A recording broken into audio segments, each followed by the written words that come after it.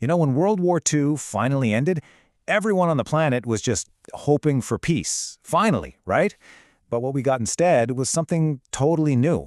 A really strange, super tense, and frankly dangerous rivalry that would shape everything for the next 50 years. We're talking about the Cold War, and this is the story of how it pushed our entire world right to the very edge. And that really is the central question, isn't it? The United States and the Soviet Union, they were allies. They fought on the same side to take down Nazi Germany. So how on earth did they flip so fast from partners to bitter enemies, threatening to annihilate the entire planet? Well, let's get into the core of what made them tick. Okay, so it all boiled down to two completely opposite ways of looking at the world.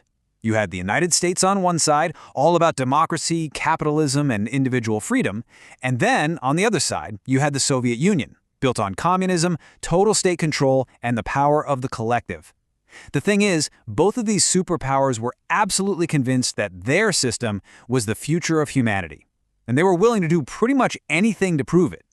And that's exactly why it's called a Cold War. See, it wasn't a hot war where the two main armies were directly shooting at each other. Nope.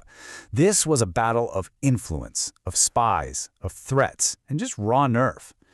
Think of it like a global chess match where the two players never actually touch. But one wrong move could have wiped the entire board clean. The stakes were just that high. So the first real stage for this new rivalry, a continent that was already just shattered by war, Europe. This is where the first battle lines were drawn. And man, this division happened fast, like unbelievably fast. Almost immediately after the war, the U.S. started the Marshall Plan to rebuild and support Western Europe. Meanwhile, the Soviet Union was locking down its control over the East. And just like that, within a few short years, you have an entire continent split into two hostile sides, separated by what Winston Churchill would famously call an Iron Curtain. And if you wanted one single symbol of this whole division, something you could actually see and touch, well, it was the Berlin Wall. When it went up in 1961, it was so much more than just concrete and barbed wire. It was the physical proof of a world, a whole city even, completely torn in two by these opposing ideas. It showed everyone just how deep this split really was.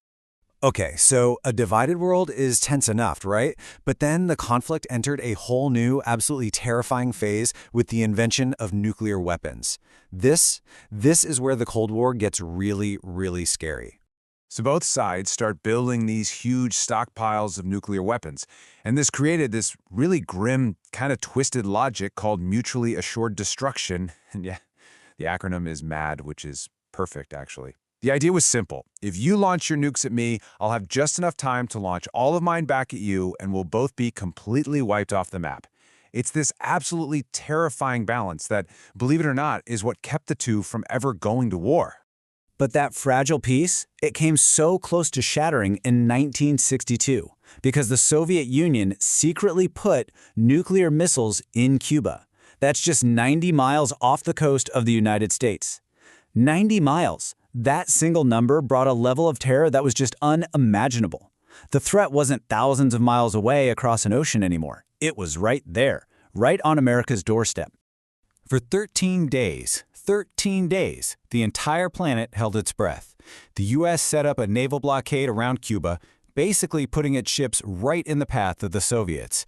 It was a global staring contest, and neither side wanted to blink. This was it, the closest the world has ever come to all-out nuclear war. But somehow, through these incredibly tense, secret negotiations, diplomacy won. The Soviets agreed to take the missiles out, and the world could breathe again.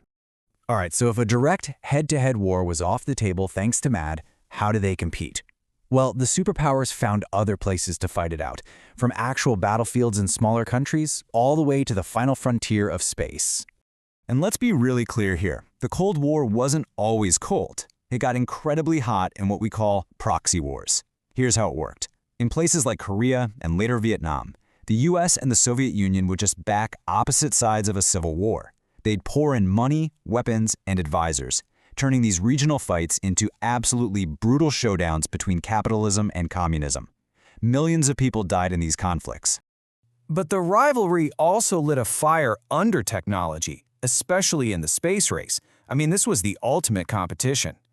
In 1957, The Soviets completely stunned the world when they launched Sputnik, the very first satellite. The US were shocked, and that kicked things into high gear. They poured billions into their own space program, and the race was on, culminating in 1969 when Neil Armstrong took that giant leap for mankind on the moon. You know, for decades, it really seemed like this standoff was just the new normal, like it would go on forever. But then, as we got into the late 1980s, the Soviet bloc, which seemed so solid, so unbreakable, well, it started to crack from the inside out.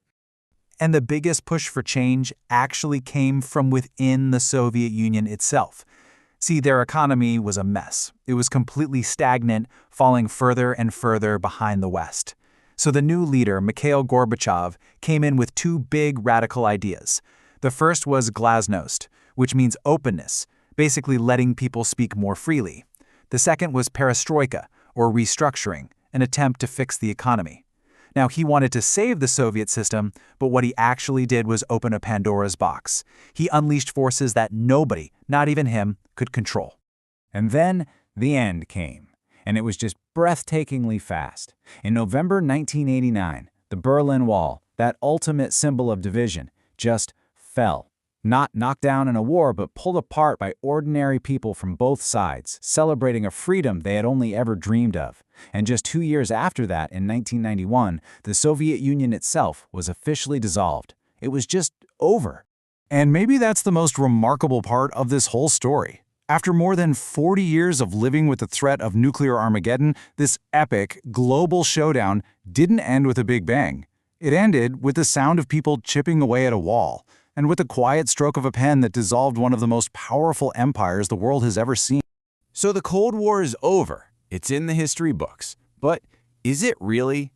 I mean, its shadows are everywhere. Think about the big military alliances that still exist, like NATO. Think about the thousands of nuclear weapons that are still around, the geopolitical tensions that define our world today. It all makes you wonder, right? Is the Cold War really over, or are we all just living in the long shadow it cast?